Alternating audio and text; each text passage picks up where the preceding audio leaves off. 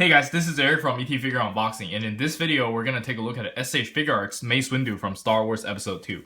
And here's the left of the box, here is the right of the box, and here is the back side of the box. I really like the new slick design they're doing with all the boxes, and I apologize for the delay of the video.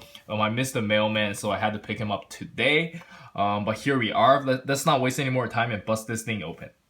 Alright, so here we have the figure still in the packaging, and as expected, he doesn't come with a whole lot. There's two pairs of hands, one lightsaber, another one for you to place on his belt, and one interchangeable head. It would have been nice if they could include just maybe one more head or like a cloth cape or something, but you know, they have been pretty consistent with the amount of plastic they put in there. They give you no more and no less. This is what we should be getting for a $50 at this point. This is the standard. I really hope they can come with like a little bit more, but you know, there's nothing we can do about it. But let's check out the figure itself. It looks really nice.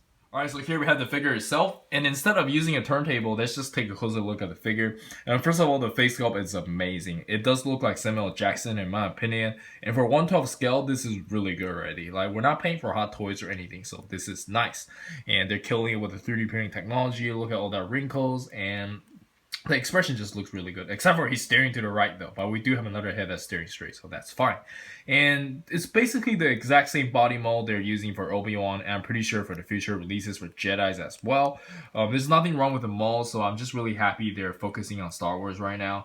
And yeah, let's check out the articulation. Alright, so for the articulation, it's probably going to be exactly as you imagine, but just bear with me. We're going to go over quickly from neck down.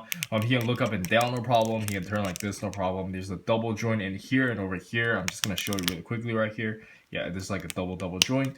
And for the shoulder is where it gets kind of interesting. You can pull this out, allow for a little bit more articulation like the Iron Mans we have. I don't think they have this for Obi-Wan, but you can do this pretty easily. And then you just put it back in. And hopefully it doesn't get loose over time. I'm kind of worried though, because the whole thing is just on like a really long socket over there. But yeah, anyways. So he does have a bicep swivel over here. I can't really do it because this thing is kind of like loose. But he does have it, and he can swivel over here as well. Just like do that, and the hand is like on a regular S.H.Figuarts ball. You can do that as well. And ab crunch is where it gets kind of like hindering, but you can still bend around that much. Yeah, this is all you can do. So he doesn't really bend because like these two pieces over here, even though these are kind of soft, he still doesn't bend as much as I wish to. But you know, that's not a problem because I don't think he ever bends like that. And you can pull this out, no problem. Just plug that back in, and I think he's using the older pull down joints. For the Star Wars figure, yeah, he's using the pull down ones, and he can, you know, bend that much, no problem. And just put the leg back in, and all these are really soft.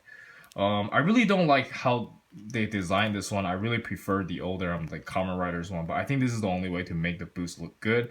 He does move right there, and that's it for the articulation. And let's check out the accessories. All right, so for the accessories, it came with a pair of display open hands for the Force, and that looks really nice. And look at all that detail on the hands.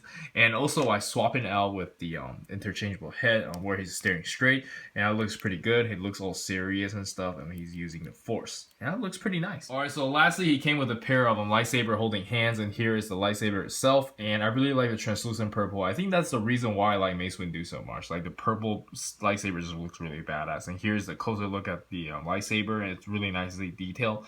And I think it's inevitable that you will chip the paint when you're trying to put this on his hand. That's just the way it is. And let's check out what he looks like. Alright, so here we have Mace Windu holding a lightsaber, and that looks really badass. But there's one thing I really want to warn you guys about really quickly. So while I was changing the hand, my bolt joint actually popped off, and this is more fragile than I experienced from the past. Like, see, like this whole thing just pops off.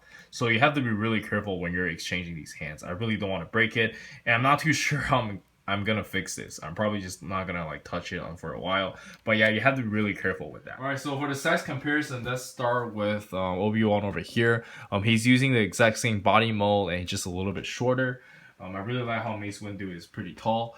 And here we have Darth Maul also wearing the same coat from the same eBay seller. So that's pretty nice. And here I have Sasuke also wearing the same thing. Like, just bear with me while I let him stand over here, and that looks pretty cool. Looks like Sasuke is also from the Star Wars universe.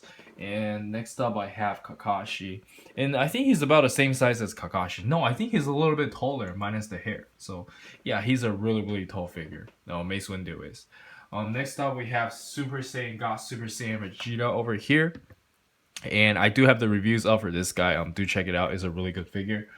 Next up I have Figma Levi over here. And yeah, that looks pretty nice. And we have Kamen Rider Ghost. And I also have this review as well. Do check it out. Next up we have Figma Gon. And Hunter x Hunter is not gonna finish. They're not gonna draw that crap. And let's check out the figures I have on over here.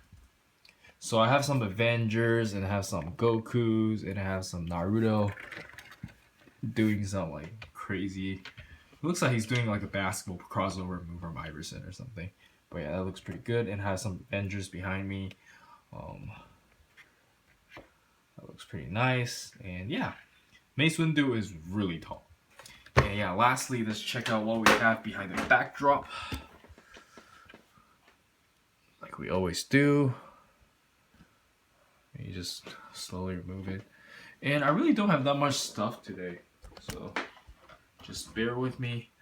We have Kylo Ren over here. And we also have Barriss. Barriss is still pretty tall comparatively. And yeah, that looks really good. I think that's it for the size comparison. Let's jump straight into the final thoughts. Alright, so for the final thoughts, I really do highly recommend the figure. And for all the Star Wars fans, you should be all over it. I think he runs around $60 right now, depending on where you get him. Maybe when he hits the US, he will be a little bit cheaper. So if you guys can wait, just wait for it, I think. It's got a really nice skull, really good face expression, but the only thing killing is the lack of accessories. I really feel like they could have included like another head in there for every single one of the release. But you know, I'm pretty sure they have their budget, they have their reason for not like include more in there. But yeah, that's it for me. And don't forget to like, comment, and subscribe. I'll be doing Trunks and Kamen Rider Spectre next for my review. But yeah, this is Eric. I'll see you guys in the next video.